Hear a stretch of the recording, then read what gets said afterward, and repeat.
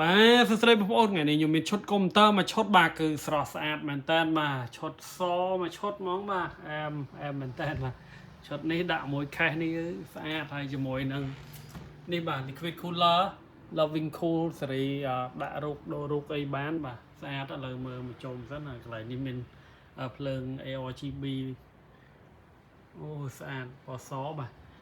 នេះឈុតនេះបងប្រុសខាង271បាទផ្លូវ271គាត់រៀបឲ្យបងអូនស្រីគាត់ស្អាតមែនតើមកឈុតនេះមើលមកចុំមកអែមហ្មងបាទអូខេបាទអញ្ចឹងមកមើលស្ពេចម៉ាស៊ីនឈុតនេះបន្តិចបាទឈុតនេះប្រើជាមួយ CPU Core i5 12400F ហើយ RAM 16GB SDM2 ហ្នឹងមួយតេហើយជាមួយនឹង VGA 3060 Ti 8GB បាទហើយសម្រាប់ឈុតនេះដែរបងប្រុសគាត់មានគ្រឿងខ្លួនឯងមួយចំនួនដែរនិយាយទៅគាត់មានខេសមាន fan មាន liquid អីហ្នឹងហើយមាន RAM មាន VGA អញ្ចឹងយកគ្រឿងខ្ញុំមួយចំនួន CPU board អីហ្នឹងបាទហើយជាមួយនឹង power supply បាទអូខេហើយជាមួយ M2 មួយទឹកហ្នឹងដែរបាទ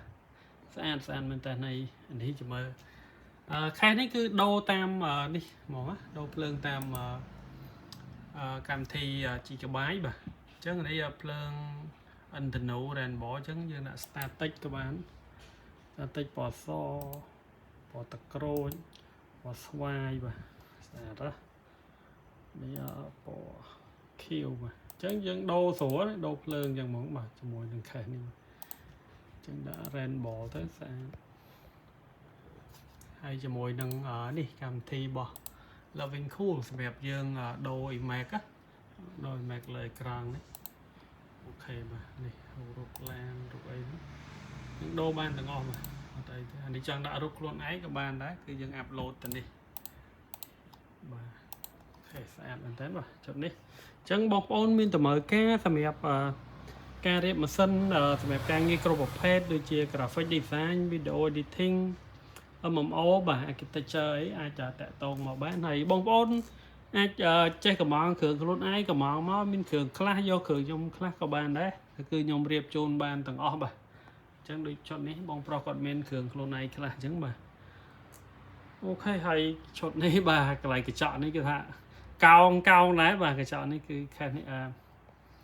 ខេអញ្ចឹងចុងក្រោយមកមានតម្រូវការអាចតាក់ទងមក